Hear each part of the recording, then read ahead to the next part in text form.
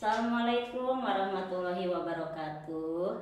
Alhamdulillah, hari ini kita bertemu kembali dalam pembelajaran tematik, yaitu tema 4 di kelas 6. Apa kabar ayah bunda serta ananda yang soleh dan soleha di rumah? Mudah-mudahan semua kita dalam keadaan sehat walafiat dan senantiasa dalam lindungan Allah Subhanahu wa Ta'ala. Baik, ananda yang soleh dan soleha, mudah-mudahan pembelajaran kita hari ini diberkahi oleh Allah Subhanahu wa Ta'ala. Sebelumnya, mari kita buka dengan membaca basmalah bersama-sama. Bismillahirrahmanirrahim.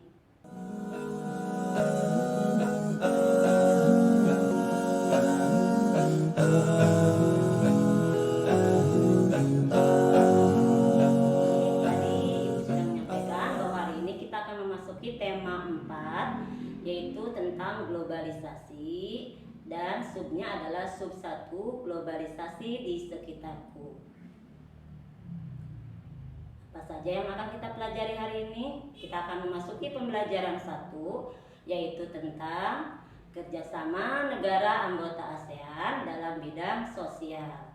Sebelumnya mari kita mengenal terlebih dahulu apa itu globalisasi. Jadi globalisasi adalah proses masuk ke ruang lingkup dunia. Kemudian, apa sih yang menyebabkan terjadinya globalisasi? Oke, yang pertama adalah globalisasi terjadi karena adanya perkembangan teknologi. Kemudian yang kedua, perkembangan alat komunikasi yang semakin maju serta perkembangan alat transportasi yang semakin berkembang. Nah, ketiga hal tersebut yang menyebabkan yang memudahkan kerjasama antar anggota negara ASEAN. Baik, kita akan lanjutkan. Yaitu kita pada awal semester 1 atau di tema 1 kita sudah belajar tentang negara-negara ASEAN. Masih ingat kan anggota-anggota negara ASEAN? Mari kita mengingat kembali negara-negara ASEAN. Yang pertama ada Indonesia, kemudian ada Malaysia, ada Thailand, ada Singapura, ada Filipina, ada Vietnam, ada Kamboja, ada Myanmar, dan ada Laos. Nah, negara-negara tersebut melakukan kerjasama dengan berbagai tujuan, yaitu tujuan yang pertama, meningkatkan pertumbuhan ekonomi, sosial, dan budaya, dan salah satu tujuan berikutnya adalah menjaga perdamaian dan keamanan di kawasan negara-negara Asia Tenggara. Baik, kita lihat berikutnya, yaitu faktor apa saja sih yang menyebabkan kerjasama tersebut terjadi. Jadi kerjasama antar negara-negara ASEAN itu terjadi karena faktor yang pertama adalah sumber daya alam. Nah, sumber daya alam ini di setiap negara Asia Tenggara itu memiliki sumber daya alam yang berbeda-beda.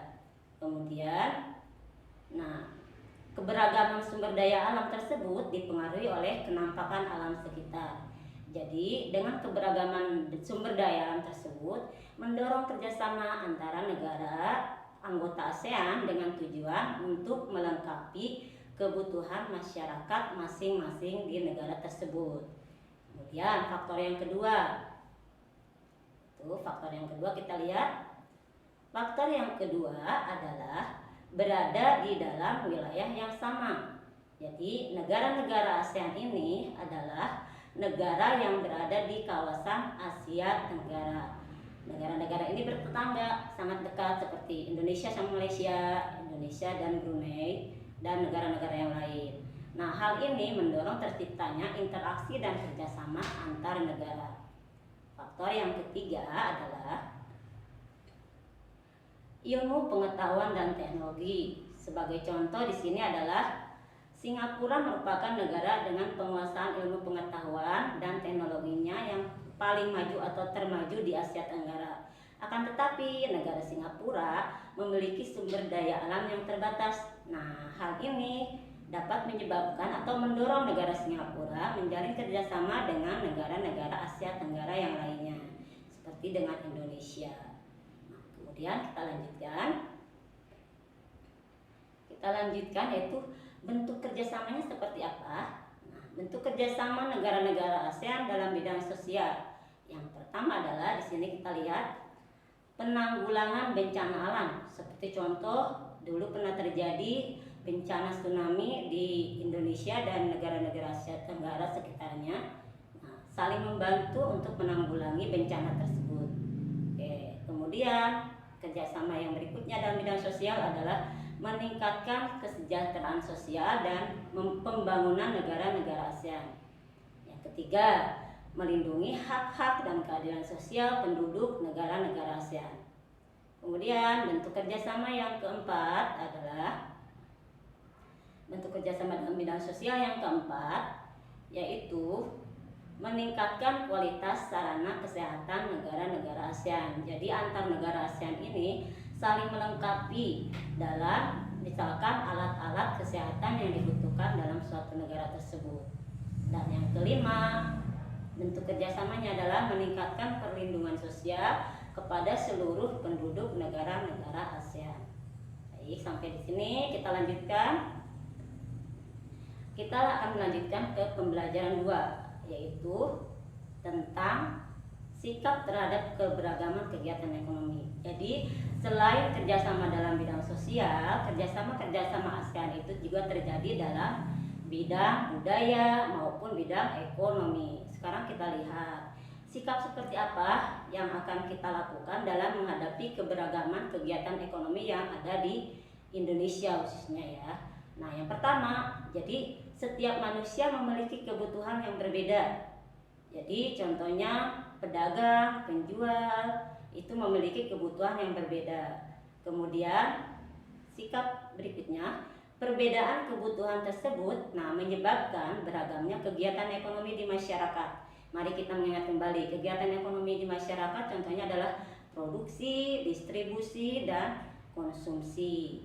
Jadi produksi itu adalah menghasilkan barang, kemudian barang tersebut didistribusikan dan bisa dikonsumsi oleh pembeli atau konsumen.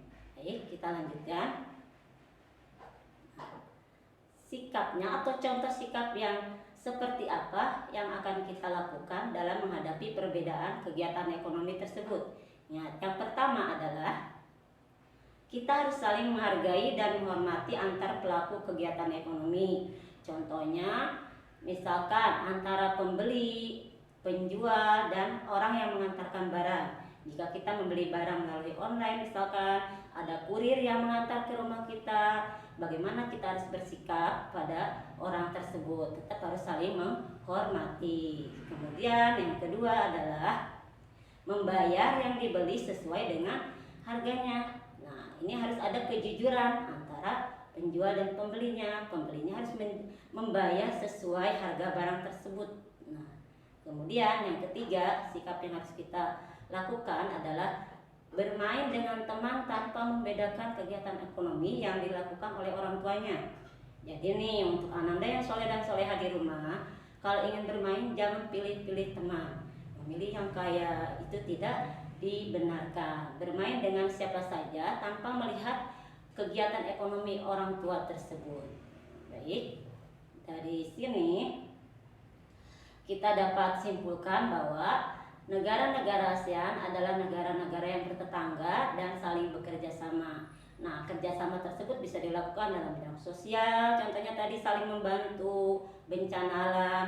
Kemudian ada bidang ekonomi, jual beli barang, dan sikap yang harus kita lakukan saat kita berkegiatan ekonomi tadi seperti tadi saling menghormati antara penjual dan pembeli, harus jujur saat bertransaksi, dan tidak boleh memilih-milih teman saat kita bermain walaupun orang tuanya kegiatan ekonominya berbeda.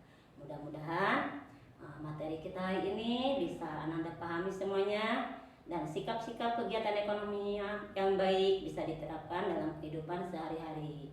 Nah, untuk hari ini tugasnya adalah tugas Bu Pena halaman 5, ayo berlatih, dan tugas halaman 19, keterampilan praktik. Di sini Ananda bertanya jawab dengan orang tua Ananda tentang kegiatan ekonomi dari orang tua Ananda semuanya di rumah. Terima kasih, tetap semangat belajar di rumah, tetap jaga kesehatan. Wassalamualaikum warahmatullahi wabarakatuh.